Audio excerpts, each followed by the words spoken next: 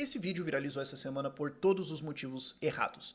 Nele, o Magnus Carlsen, melhor jogador de xadrez da história da humanidade, perde um jogo, fica puto, soca a mesa, levanta, dá um tapinha nas costas do adversário, tipo, parabéns, e vai embora. E a galera focou, tiltou, socou a mesinha, e perderam a oportunidade de aprender como seres humanos com a absoluta demonstração que foi o adversário dele que ganhou, porque ele estava praticamente perdido e teve uma gigantesca cabeça fria e calma de raciocínio e perseverança e resiliência que eu quero mostrar pra vocês. Eu quero abrir o jogo aqui, mostrar e explicar isso ele pra vocês. Eu não sou um excelente jogador de xadrez, mas eu sou um competente jogador de xadrez, o suficiente pra explicar pra alguém que não entende xadrez o que aconteceu aqui, pra você se inspirar como ser humano nisso e falar, caramba, cara, que puta lição de vida que é esse jogo. Mas esse vídeo não é sobre isso. Esse vídeo também não é sobre o MC Pose do Rodo, que foi preso essa semana e depois solto, com milhares de pessoas felizes que ele foi solto, e daí você reflete, por que tem milhares de pessoas ali, e por que tem milhões de pessoas, de crianças e adolescentes que estão olhando pra esses absolutas vergonhas pra humanidade como um exemplo? Quer dizer, a gente poderia estar olhando pra caras como o cara que venceu o Magnus como exemplo, e aprendendo com isso, mas não, mas tem... Hoje, crianças e adolescentes estão olhando muitas vezes para MCs, para um Zoruan da vida. O que aconteceu? Na verdade, o vídeo também não é sobre isso. O vídeo é sobre como é benéfico para o Estado que as pessoas tenham como referência os MC Pose do Rodo e não o Hugo Cash. Só que para explicar isso, eu preciso mostrar o jogo para você, até porque eu quero mostrar esse jogo para você se inspirar com isso, para então explicar essas virtudes, para então explicar todo esse raciocínio e convidar você a refletir. Se as pessoas fossem assim, se as pessoas tivessem uma mentalidade assim, será que políticos teriam tanto poder assim? E dado isso, será que não está no incentivo do Estado incentivar justamente o que apodrece a nossa cabeça? Vamos lá. Eu gravei essa introdução 50 vezes, provavelmente. Talvez mais, sem brincadeira. Eu acho que agora ficou bom. Primeiro eu vou explicar o jogo para vocês. E mesmo que você não entenda nada de xadrez, eu acho que você vai conseguir entender isso aqui bem, e eu vou tentar ser sucinto. Eu sei que é muita coisa na tela, deixa eu explicar algumas coisinhas para vocês. Primeiro, Magnus está jogando de pretas, Gukesh está jogando de brancas. Primeiro do jogo, quem é o cara que ganhou do Magnus? Gukesh do Marajo, indiano, 19 anos de idade, campeão do mundo. Hã? Ele se tornou campeão mundial aos 18 anos de idade. E essa semana agora, ele completou 19 anos de idade. Ele conseguiu o mais alto título do xadrez aos 18 anos de idade. Você fala, mas peraí, como é que o campeão do mundo não é o melhor jogador da história? Porque, pois é, o Magnus era, e daí ele escolheu não defender o título dele. Porque ele se cansou do formato, ele falou, não quero mais jogar isso, deixa se alguém quiser jogar e tudo mais. Então tem uma certa ilegitimidade no ar, de tipo, você é campeão mundial, Gukesh. Mas só porque o Magnus não quis. E agora vocês vão jogar, pela segunda vez. Na verdade, eles já jogaram uma vez, e o Gukesh perdeu. Só que tem um detalhe, esse jogo é na Noruega. O Magnus Carlsen é norueguês. O Gukesh ganhou o mais alto título do xadrez aos 18 anos de idade, e então foi para casa do Magnus Carlsen, que seria o campeão se ele tivesse defendido o título. Talvez, ninguém sabe, vai que os dois jogam, não sei. Acho que todo mundo apostaria no Magnus, mas não sei. Ele vai na casa do cara e fala, eu peguei teu brinquedo, e agora eu tô aqui para nós conversar. Eu e tu. Vamos. Ele tem 19 anos de idade. Aonde você estava com 19 anos de idade? Você gostaria que o seu filho tivesse essa mentalidade? Você gostaria de você ter essa mentalidade aos 19 anos de idade? Entendeu o ponto desse vídeo? Ok? E o Gukesh estava perdendo esse jogo feio. Eu sei que é muita coisa na tela aqui, mas vamos lá. Como eu falei, pretas, Magnus Carlsen, brancas, Gukesh. Aqui nós temos o relógio, o tempo restante a eles. Os dois começam com 2 horas, e agora o Magnus tem um pouquinho menos que 15 minutos e o Gukesh tem 9 para fazer todos os movimentos até o fim do jogo. Se o seu relógio zerar, você perdeu o fim. E essa barra aqui indica, é uma avaliação do algoritmo que joga xadrez muito melhor do que qualquer pessoa vai jogar na história da humanidade, porque é um computador genial. Ele avalia quem que tá ganhando. E se tá mais preto, pretos estão ganhando, se tá mais branco, brancos estão ganhando. E lá na direita vocês têm um negócio que mostra o jogo inteiro. Então começa empatado, né? As duas corzinhas mais ou menos balanceadas. No meio, né, o Magnus está vencendo, né? Pretas estão dominando. E depois você vê que o jogo inverte, spoilers. Mas eles estão nessa posição em que o Gukesh está perdido. Tá 3.8 para pretas, 4. Essa é uma posição em que, inclusive, vários jogadores abandonariam o jogo. Isso acontece em xadrez. Você reconhece que a sua posição é tão absolutamente horrível que não tem o que você fazer. Você fala, Tá bom, não vou perder tempo em minha cabeça aqui, eu vou descansar e amanhã eu volto pra um jogo melhor. Não vale a pena ficar fritando a cabeça aqui por mais uma hora, sendo que eu vou perder mesmo. É até desrespeitoso com outro cara, vambora. E o Hugo Cash falou numa entrevista que, depois do jogo que ele cogitou abandonar o jogo aqui. Mas ele falou: eu irei grande mestre. E daí eu fiz 18 anos de idade. Acho que ele foi grande mestre aos 13 ou 14. Onde que você tava nessa idade? E daí eu ganhei o maior título da história do xadrez. A maior coroa possível. E daí eu fiz 19 anos de idade. E daí eu saí da Índia e peguei o avião e peguei todo o jet lag pra vir até a Noruega. Até desafiar o cara até aqui. E nós chegamos no jogo até que nós jogamos 3 horas e meia pra chegar até aqui. Eu não vou abandonar esse troço. Magnus, eu sei que você é o melhor da história. Tá bom. Mas eu tô aqui. E eu sei que eu quase perdi o jogo praticamente. Mas você quer me matar? Vem buscar. E tem um ditado em xadrez, tem vários, mas um deles é: pra você ganhar de um grande mestre, você tem que ganhar dele várias vezes no mesmo jogo, porque eles têm vários recursos pra evitar perder. E aqui são 2 super grandes mestres jogando. Ele fala: não, cara, eu posso estar perdido, mas vem buscar. E o ponto, uma das coisas que ele pode ter considerado aqui é que, embora ele esteja perdendo por um bom tanto, não é óbvio aqui o que deveria acontecer, porque aqui, se você for ver, essas aqui são as linhas que o computador calcula que são os melhores movimentos. O primeiro melhor movimento lá em cima, ok? Aqui em cima. O segundo melhor aqui e depois o terceiro. E depois a avaliação que ele dá. Todas são sacrifícios de peça. Esse é um dos movimentos. Esse é um dos movimentos. Esse é um dos movimentos. Isso são todas as possibilidades. E é complicado calcular isso. E o Magnus, calcular é o termo de xadrez para ficar imaginando o que vai acontecer. O Magnus tem 15 minutos para imaginar tudo isso, mas na verdade ele tem 15 minutos para todo o resto do jogo. Ele decidiu em 85 segundos por isso. Que é o segundo melhor movimento. E esse talvez um dos pontos que o Hugo Cash pensou. Eu posso estar perdendo. Ok. Mas não é tão fácil assim ganhar esse jogo, não é óbvio. Isso aqui é uma posição muito maçarocada, cara. Tem umas posições que é muito óbvio. Você olha e fala, cara, não tem. Agora essas aqui você olha e fala, pode ser o melhor da história, Magnus. Mas você consegue resolver isso aqui? Com eu tentando te atrapalhar? Vai lá, prova aí. E o Magnus comete uma relativa imprecisão, segundo o melhor movimento. Alguns movimentos depois, ele tinha decisões a tomar aqui. E ele toma de novo outra levemente menos eficiente. Levemente menos precisa. Note, a vantagem dele antes era 3.8, 4 pontos. Agora tá 2,5. Praticamente metade da vantagem foi embora. E ao longo do jogo, eles fazem alguns momentos em que continua equilibrado. E de novo nós temos outro momento em que o Magnus tem que tomar uma decisão difícil. E essas são posições difíceis, porque você tem 2, 3, 4, 5, 6, 7, 8, 9 movimentos possíveis? 10? Você tem que imaginar tudo isso e quais são as consequências possíveis disso. Ele tem 3 minutos e 11 no relógio. Isso aqui não foi um jogo fácil. E esse é o ponto do Hugo Cash. É tipo, cara, você pode estar ganhando, mas você tem 3 minutos para não enterrar isso aqui. E aí? Só que o ponto é, isso também torna a coisa pior ainda. É justo esse tipo de posição que fez o Magnus ser o melhor da história. O Magnus, obviamente, todo mundo nesse nível é absolutamente excelente em níveis absolutamente inconcebíveis, mas o que diferenciou o Magnus dos outros caras e que fez ele parecer algo não exatamente humano jogando, é que ele era muito bom. Ele não é muito bom. Ele é absolutamente excelente, o melhor da história em criar esse tipo de posição e falar, e aqui eu te amasso. Mesmo que esteja empatado, mesmo que eu esteja perdendo. Eu consigo, nessas posições, com poucas coisas no tabuleiro e um monte de opções, tomar melhores decisões que você, e eu posso chegar nessa posição com você perdendo e eu ganho. E o Hugo Cash está contra o Magnus, nesse tipo de posição, perdendo. Na casa do Magnus. Com 2 minutos no relógio. E ele perdeu o primeiro jogo.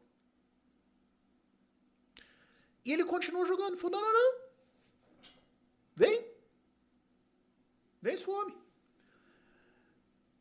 Magnus erra. De novo, ele ainda está levemente ganhando. Mas são 3 imprecisões. Outra lição de vida. Você pode estar ganhando, mas às vezes você se folga, você tem que se ater ao detalhe, sabe? Às vezes as pessoas têm a faca e o queijo na mão e elas dão uma facada na perna e enfiam o queijo no cu, sabe? Tipo, as pessoas fazem isso. É fascinante. Eu digo porque eu já fiz várias vezes. Você provavelmente também. Ganhar é muito difícil.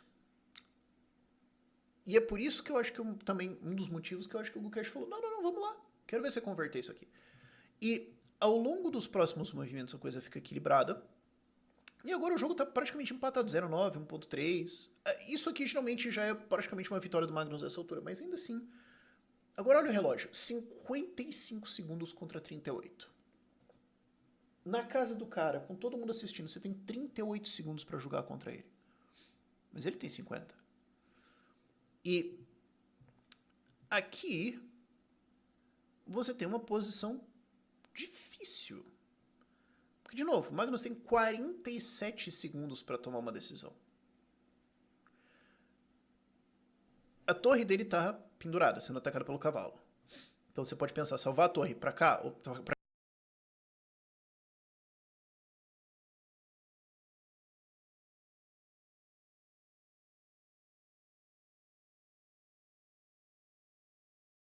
Eu posso também avançar meus peões. Eu posso ignorar completamente, eu posso fazer isso e... Você tem várias opções. Você tem que calcular todas as implicações delas, 3, 4, 5, 6, 8 movimentos pra frente, porque talvez você perca o jogo com isso. 47 segundos no relógio. Magnus erra. E... ainda assim não é tão óbvio. Você fala, eu tô olhando pra barra, é óbvio. Não, porque aqui o Gukesh tem 21 segundos pra calcular. Calcular o termo de xadrez pra estimar e imaginar o que vai acontecer. Não, porque, ó, eu vou tomar a torre do cara. Então eu posso tomar aqui. O rei dele toma de volta. Aí eu pego a torre do cara e eu tenho um cavalo a mais, certo? Mas em xadrez, se um peão chega no fim do tabuleiro, ele vira uma dama. Então eu tenho que calcular... Se o meu cavalo tomar esse peão aqui, aí ele avança aqui, digamos, né? Esquece isso aqui. Então, aí eu vou vir pra cá. Não, porque daí o peão dele me toma. Então eu vou vir pra cá. Ele vem pra cá. Mas eu não posso tomar o peão dele, porque o rei protege. Não, então isso não funciona. Então eu tenho que vir pra cá. Ok, mas daí ele vem pra cá. Eu posso tomar, mas o rei dele pega de volta. Então eu não tenho meu cavalo mais. Mas ele ainda tem esse peão. Porque isso aqui tudo morreu. Mas e se o rei dele vier pra cá? Será que eu consigo... Não, porque o meu rei tá aqui. Não, mas e se ao invés de fazer isso, o rei dele vier pra cá? Ou e se ele começar a avançar esse peão que nem um psicopata e vira uma dama? 21 segundos. Não é tão óbvio. Não é tão fácil. E na sua frente tem o absoluto melhor da história da humanidade. Na casa dele.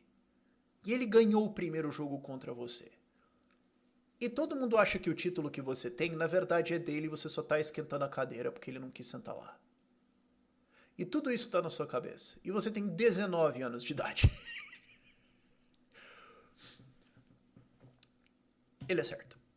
Mas ainda assim, não é tão óbvio.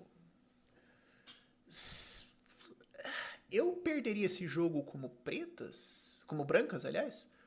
Possivelmente, porque você tem que calcular o caminho certo que o cavalo tem que fazer para impedir esses peões enquanto esse outro avança. Ou talvez não é para avançar esse, talvez é melhor avançar esse e daí ele toma, eu tomo esse e eu saio correndo com ele pelo outro lado. Ou talvez eu faço isso, ele faz isso aqui, eu venho... 37 segundos no relógio. Mas como é que o tempo subiu? Bom, depois que você passa no movimento 40, cada movimento que você faz, você ganha 10 segundos.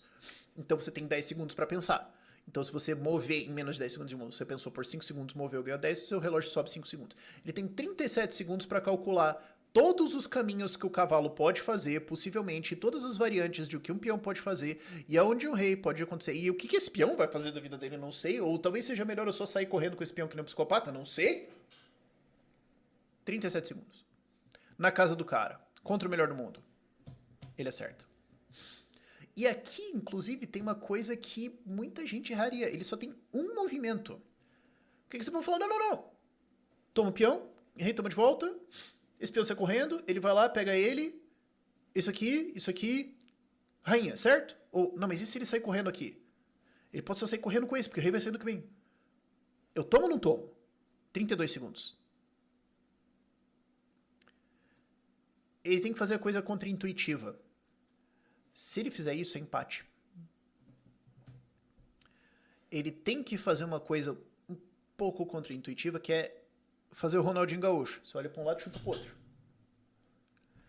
E quando os peões trocam e ele vai e ele dá um cheque no rei, basicamente ele tá garfando os dois peões e dizendo: faz o que você quiser, cara, não interessa. Se o meu rei tá perto, não tem como você coroar nenhum desses dois peões aqui e transformar em uma dama. Um desses dois vai sair correndo, possivelmente os dois. E eu vou ter duas damas e você perdeu. E o Magnus Carlsen abandona.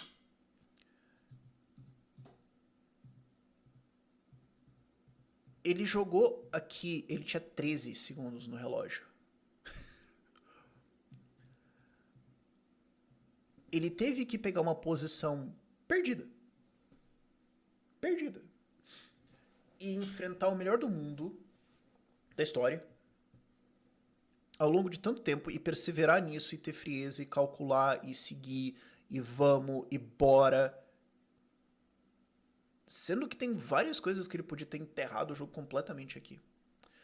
A gente não tá falando do 15 de Piracicaba contra o PSG, a gente tá falando do campeão mundial. Aos 18 anos de idade. E ele ainda tem razoavelmente 15 anos de carreira pela frente. E a propósito, durante a edição eu lembrei disso, se de alguma forma isso te motivou a aprender xadrez, a começar a estudar isso, ou voltar a estudar, enfim, o meu professor, o grande mestre Luiz Supi, e a esposa dele, mestre Fide, a Júlia Boredo, estão lançando agora mais uma turma do curso deles, que eu uso, eu sou aluno, é o que eu tenho aprendido nos últimos 6 meses e não só me ajudou muito aprendendo xadrez, mas também melhorou muito pessoalmente, caráter e tudo mais. E eu vou colocar o link do curso deles aqui na descrição. Esse vídeo não era originalmente para ser vendas, nada disso. Só durante a edição eu falei, dá pra pôr aquele link também, né? Vai estar na descrição do vídeo e nos comentários pinado também. É uma mentalidade extremamente inspiradora mesmo que você não jogue xadrez. E eu jogo... Meu é 1300, eu sou um intermediário. Eu tô no comecinho do intermediário, vai. Eu nunca vou chegar minimamente perto do que esses caras são. Mas ainda assim eu posso olhar pra isso e falar... Isso aqui me motivou a ser uma pessoa melhor. Isso aqui me mostrou que... Cara... Só porque tá perdido não quer dizer que tá perdido. Só porque o outro cara é melhor supostamente, não quer dizer que ele é melhor hoje. Não quer dizer que você não pode melhorar. Não quer dizer que você não pode alcançar o cara. Tem uma porrada de lições de vida aqui. Jogar xadrez me fez ser uma pessoa melhor, me ensinou várias coisas. E o meu ponto é... Imagina que não fosse xadrez necessariamente. Mas só que esse tipo de mentalidade fosse mais comum. Eu vou estudar, eu vou ir atrás... Eu vou desafiar os caras, perdi um jogo, continua. Só porque eu perdi 36 jogos não quer dizer... Não tô dizendo que ele perdeu necessariamente 36 jogos, mas... Imagina. E não tem desculpinha aqui, cara. É abaixa a cabeça e estuda. O volume de estudo, o volume de esforço que esses caras têm que fazer...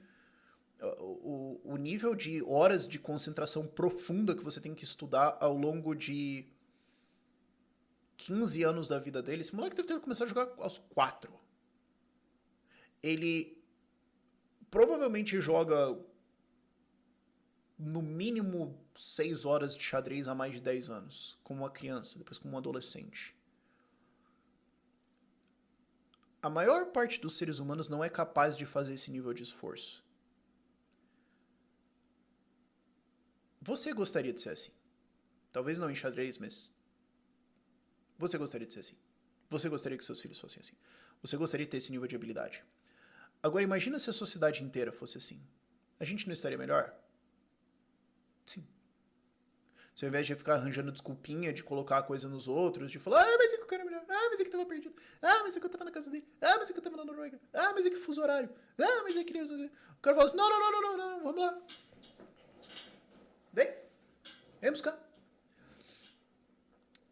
Obviamente a gente estaria melhor como humanidade.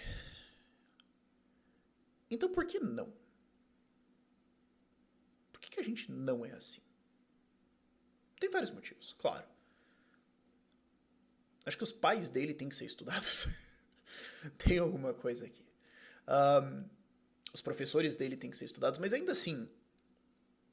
E boa parte da geração atual de grandes mestres indianos, quase a totalidade deles, vem do Viswatana Anand, que era grande mestre e campeão mundial, que incidentalmente perdeu o título dele pro Magnus Carlsen, e depois ele aposentou, se bem que ele continuou jogando um pouco, mas largamente ele saiu de competição profissional e resolveu abrir uma escola e então começar a ensinar jogadores. E agora a gente tem um absoluto dilúvio de indianos jogando xadrez, basicamente por causa do Anand, que criou uma geração de centenas desses.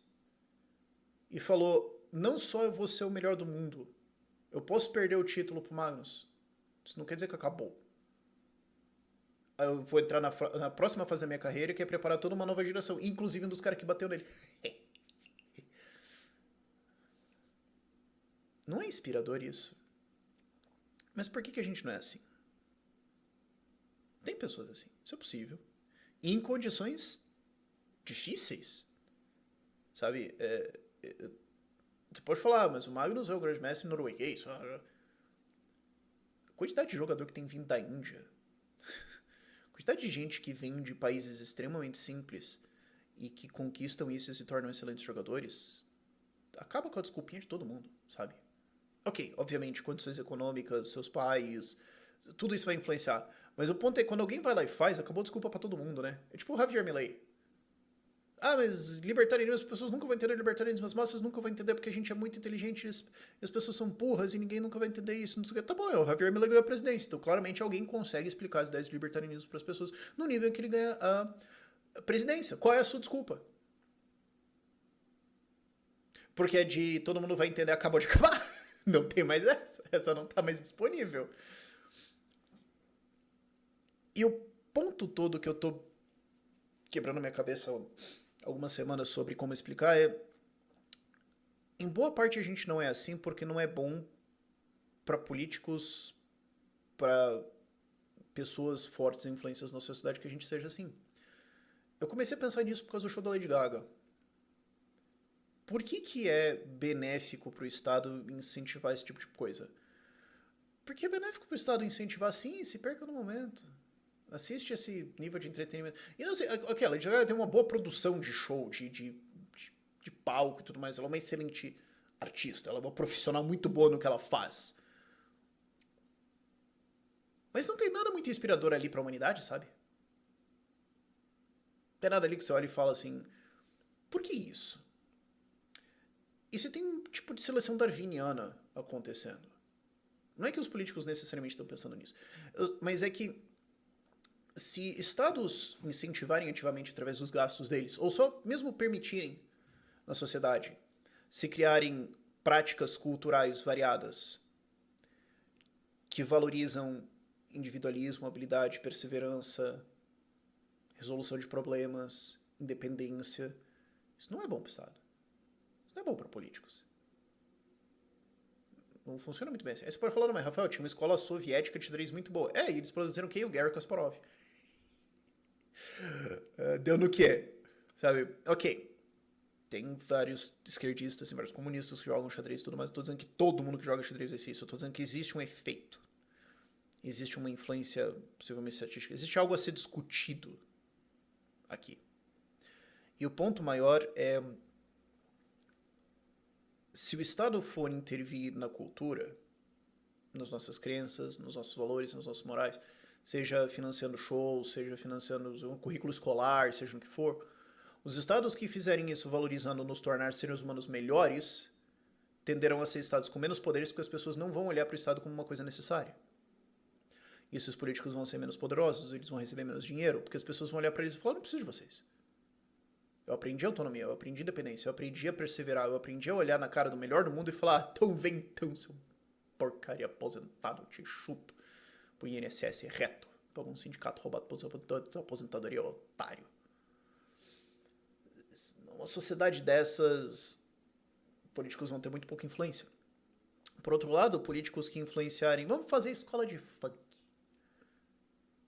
Eu fiquei decepcionado, mas não surpreso com a humanidade quando eu vi ano passado a notícia de que ia ter um projeto para fazer 2 escolas de funk em Paraisópolis. Quer dizer, uma favela de proporções gargantuanas em São Paulo. E o governo falou, não, nós vamos tirar milhões de pessoas para incentivar essa galera aqui. O que eles estão precisando é aprender a dançar funk. Não vai... E assim, eu não acho que o Estado é capaz de fazer qualquer coisa direito. Se você é novo no canal e tá aqui por algum motivo, parabéns pela essa resiliência, inclusive. Obrigado. O Estado... Eu não olhei pra isso e falou assim, o que a gente precisa ensinar? Empreendedorismo, sei lá. Não, a gente precisa ensinar funk. Quer dizer, é um veneno. É a mesma coisa que a União Soviética fazia quando eles deliberadamente vendiam um monte de vodka barato pra todo mundo ficar bêbado e não questionar o regime. Isso não era uma prática só da União Soviética. A Rússia imperial fazia isso. De financiar e subsidiar vodka barato pra todo mundo ficar bêbado e não ficar pensando que o governo é uma porcaria. Não é diferente.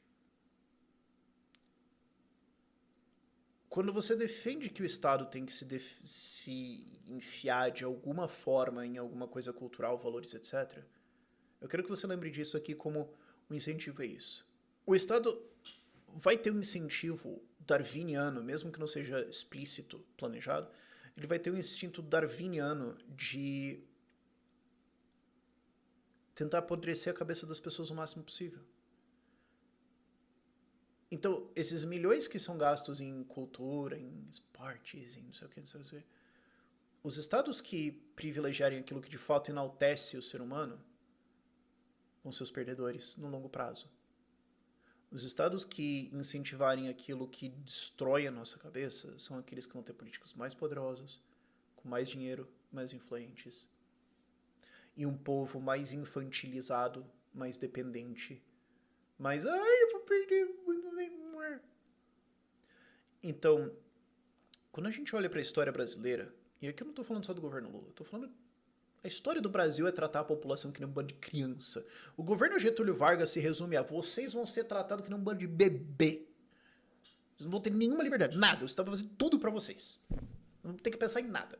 E aí depois, 80 anos depois, a gente olha e fala, a gente tem uma nação de crianças. Não é coincidência. É o plano. É uma seleção darwiniana que aconteceu. Não defenda que o Estado tem que se envolver nessas coisas. Seja extremamente cético toda vez que ele vai se envolver nessas coisas. Os valores, o que está na nossa cabeça, as nossas crenças, como a gente enfrenta a dificuldade, como a gente aprende, como a gente se valoriza, a nossa própria autoestima, são as coisas mais valiosas que a gente tem. Toma essa pra galera que fica falando que a libertária só fica falando de economia, tá? Fica esse de... beijinho pra vocês. E quando o Estado se envolve nisso, é muito pior do que quando ele se envolve na economia. E por consequência, também, boa parte do nosso caminho de libertação dessa política lixo que a gente tem no Brasil, mas também em tantos vários outros países, e não só de políticos, mas também de artistas, de empresários que se envolvem com o governo para de alguma forma ganhar dinheiro deles para mandar na sua vida, a nossa libertação deles também passa por a gente valorizar e promover, como eu quis fazer ao longo desse vídeo, as coisas que nos tornam seres humanos melhores. Porque daí a gente tem a cabeça para querer a liberdade, para querer essa independência, porque a gente tem isso na nossa cabeça. E a gente também tem a resiliência, a gente tem a espinha necessária para buscar isso ao longo dos anos e décadas que vão ser necessários para pegar de volta o que era nosso e esses desgraçados tiraram da gente. Esse é o vídeo mais esquisito que eu fiz em toda a minha carreira de 14 anos produzindo conteúdo em 2 profissões diferentes. Foram 50 takes para eu chegar aqui. Mas agora que quase todo o meu faturamento não vem mais do YouTube, eu não tenho mais uma dependência financeira de fazer a pauta do dia e tudo mais, eu tô livre para fazer os vídeos que eu quiser. E daí deu nisso aqui. Se acostumem.